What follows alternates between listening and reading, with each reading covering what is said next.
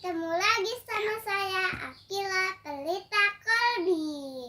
Saya akan membuat tutorial cara membuat slime. Semua bahan alatnya ada di sini. Ada clear glue, slime activator, dan juga ada sampo pentin ya teman-teman. Daripada lama-lama, kita langsung aja yuk tutorial cara membuatnya. Yang pertama kita masukkan clear glue ya teman-teman ke dalam wadah. Habis itu kita masukkan sampo pentinnya ya teman-teman.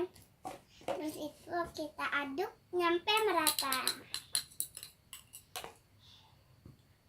Yang ketiga kita masukkan warna neon, warna birunya ya. Terus itu kita masukkan slime activator. Ya, kita aduk nyampe merata. Ini udah merata, kita tambahin air putih biasa ya teman-teman. Itu kita aduk lagi nyampe merata.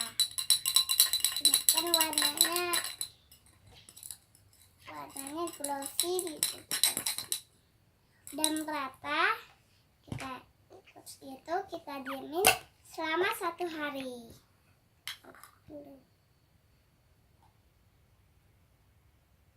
Selesai. Lah, penutupnya ya.